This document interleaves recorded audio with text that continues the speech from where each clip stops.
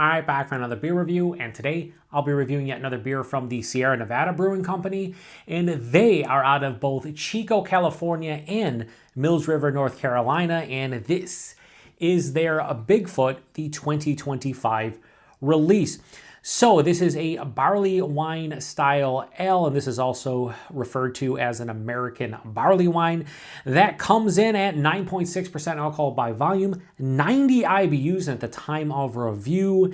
This bottle is just over 2.5 months old. So I picked this one up as a shelfie beer to review for the month of March 2025 because despite the fact this is a big beer and it's a seasonal release, still a shelfie beer. It's Sierra Nevada. Most everyone can get this in the US. And this is one that I have not had on the channel since 2019, I think it was, so about 6 years ago. And I thought, you know what, it's time to revisit it. And the reason I'm doing that is because lately, if you follow the channel, you know that I'm really starting to like West Coast IPAs of all kinds. And I like the bitterness, I like the dryness, and that's my issue with the American barley wine style. I love English barley wines. They're rich, they're decadent, they're malt driven. American barley wines are English barley wines that are hop to piss. They are. They're just super hoppy.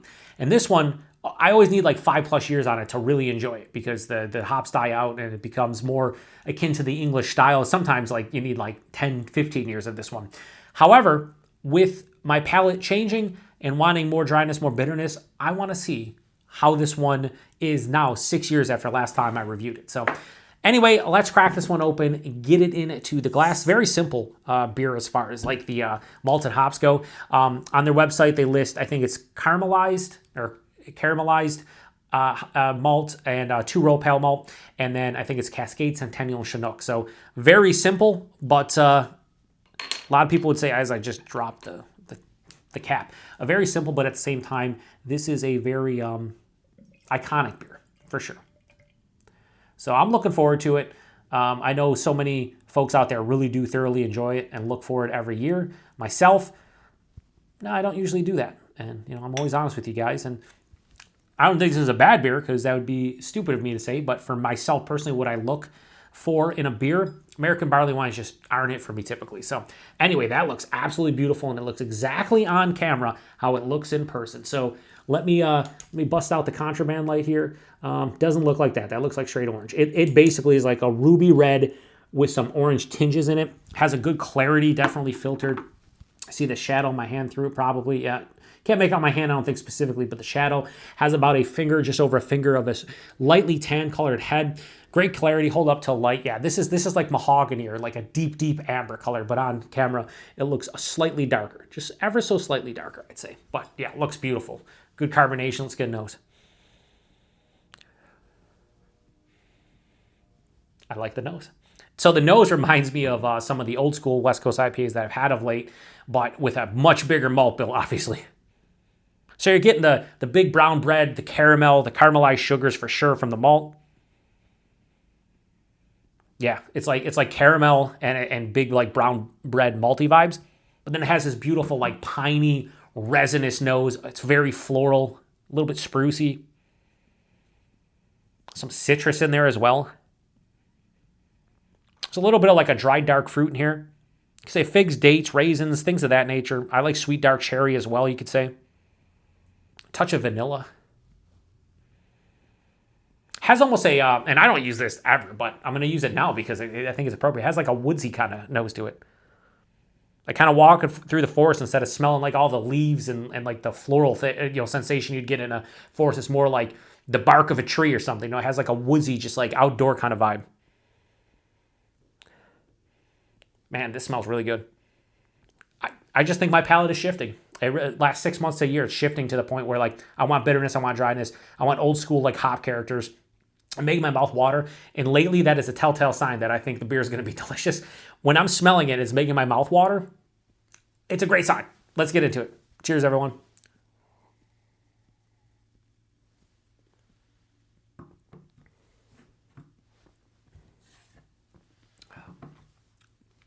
It's tasty. It's real tasty. Oh, the finish. Long finish on this one. It's still going. Wow, is this bitter and resinous.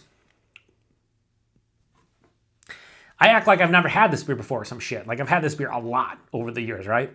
But I always am like, that's not for me, right? Even in 2019, I should have went back and looked at the review, but even in that, I compared that to the barrel-aged one, and I don't think I liked it nearly as much as the barrel-aged one. I don't remember, but I'm pretty sure. This is just hitting me in the feels right now.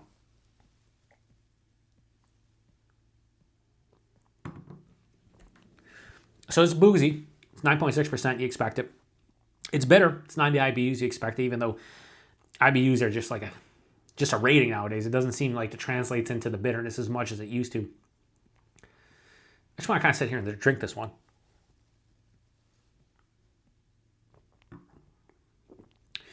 Body on this one, it has a thickness to it. It's a little bit syrupy, but it's not crazy. I'd say like low to medium full bodied at 9.6%. It's not too syrupy. It's not too thick. It's not like, drinking molasses or something, but it definitely has more of a viscosity to it. The body has a nice carbonation, moderate carbonation. I wouldn't call this one necessarily super smooth or anything because there's a lot of, harsh isn't the word, but big, bold flavors. And it's not incredibly smooth on the palate. Definitely no creaminess. This is definitely an old school mouthfeel. So I think the body and mouthfeel are appropriate for sure. The taste, I'm just trying to wrap my head around it.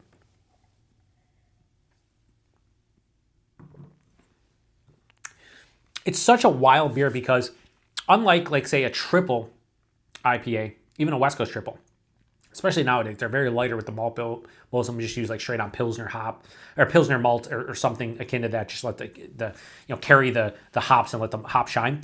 This one, obviously, with caramelized and two-row pale, you get a lot of like, first thing I mean is brown bread and caramel, just like the nose, maybe even a little bit of toffee, a touch of brown sugar. It's sweet brown bread with a little bit of caramelized sugars, or maybe like a moderate amount of caramelized sugars.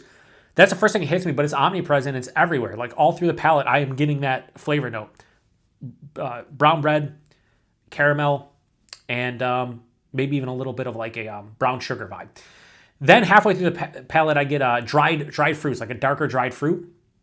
And a little bit of citrus starts to seep in from the hops because it translates into that, malty goodness to more of like an old school West Coast hop forward beer. It's citrus, it's pithy, it's rindy orange, right in the middle of the tongue, like halfway through the palate. I would say, pithy orange, like a white grapefruit. It's definitely big on the citrus, and it's, again, a bittering citrus. Then on the finish, it's like almost like pine sap. It's floral, it's sprucey, it's resinous, it grips the palate. This is firmly bitter. This is one of the more bitter beers I've had recently, very comparable to the Swamis that I had. And another one that I had recently, Wolfen Throne from Brewhouse, which is kind of new school West Coast IPA, but that beer was substantially bitter and it didn't have enough malt to balance it out. This one has enough malt to balance it out, and it's still incredibly bitter, super dry. So this is firmly dry, firmly bitter, and I'm just left. The finish is just like a resinous, sappy pine with a little bit of a floral essence, and it's just sitting on the back of my palate. And with each sip, the bitterness is building. When I say the bitterness, what the fuck is the bitterness? Is that like the wilderness, but I fucked it up? No, it's not. I don't know what's going on. I'm already hammered. Drink like a third of this. 9.6%, big warm in my chest, boozy on the palate. Expect it. This is an old school beer from the 80s that, I'm sure they maybe tweaked the recipe slightly over the years, but those are old school ingredients that they list. So, I like this quite a bit. This is a beer I usually give like a 4 out of 5 just because I'm like, it's a classic. I think it's a 4 out of 5 for me, maybe not.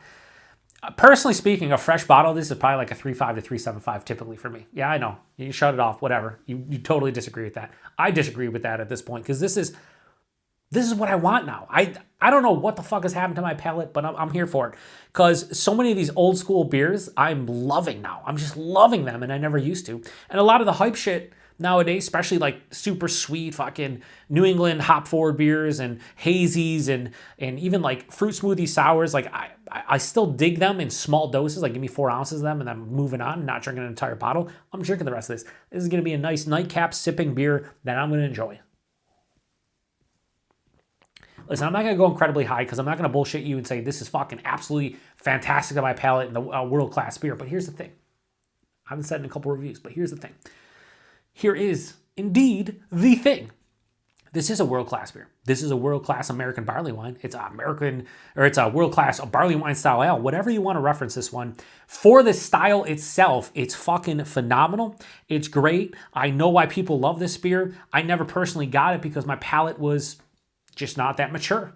Still not that mature, but it's maturing as we speak. And this is a beer that I do enjoy, and I think I'm gonna buy this every year and review it at this point, just to see. Maybe next year. I absolutely love this one. I wish they released more variants of this for folks outside of California. I know they do like different. I know the spiced one that Billy sent to me. Is this on the pretentious wall of bottles of cans? No, I took it down. The spiced. The spiced version, which was fantastic. It was almost like a pumpkin spiced one, or like a winter warmer version of Bigfoot. It was fantastic.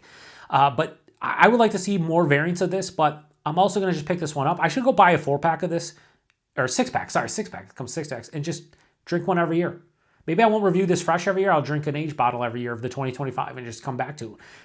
Post in the comment section, would you like to see me buy a 6-pack of this, put it in the cellar, and drink one each year going forward until, 2030? Because 26, 27, 28, 29, 20, 30, I guess 31, right? Math. Can't do it right now. Hammered. Anyway, I'm going to give this a nice score. High 4.25, 4.35. And again, that's a personal preference. That's not stylistically. I'm not even going to say stylistically because I still can't say I specifically like the style. But this is fucking, it's pretty good. Pretty good. Price point availability. This is where it gets even better. In my neck of the woods, Buffalo, New York, $15 to $16 a 6-pack. It's 9.6%. It's a big, bold, beautiful American-style barley wine. And you're talking like $2.50 for a bottle. Yeah? Yeah. Yes. Availability, it's Bigfoot from Sierra Nevada. If you're in the U.S., you should easily be able to grab this one. And if not, then you need to go somewhere where they have it, because I'm pretty sure Sierra Nevada is like probably in every single state at this point, if not most of them. So, and this is their like winter seasonal. I say late winter seasonal, I would say. Fantastic beer. So if you've had this one before, and I know a lot of you out there have had this one before, please post in the comment section. What do you think about this one? Do you like it fresh? Do you like it aged? Do you like them both? Have you had any variants that have been awesome? If you do like this age, what is the perfect amount of age on this one? I used to say 5 to 10 years, right? But now I like this one fresh, and I'm curious to see how this one specifically would drink next, late winter, and then the following late winter, and see how it would change. Right now, it's big, it's bold, it's intense, it's boozy, it's very hop forward, very bitter, very dry. I think that's gonna change over time, but right now I'm really enjoying it for 4.35 out of 5 all day, every day. So thank you for stopping by for another beer review, as you guys always do. I love revisiting these classic beers. I don't do a lot of re-reviews, but when I do, it's something like this. I haven't had it on the channel in 6 years. Yeah, time to give it a go. This is a classic. All of you can get it. And so I'm going to shut this one down. Appreciate everybody stopping by for another beer review. This was, I think this is the last Shelfie beer review for March of 2025. And if it is, then I'm probably going to be going out and getting some more Shelfie beers for April. Cheers.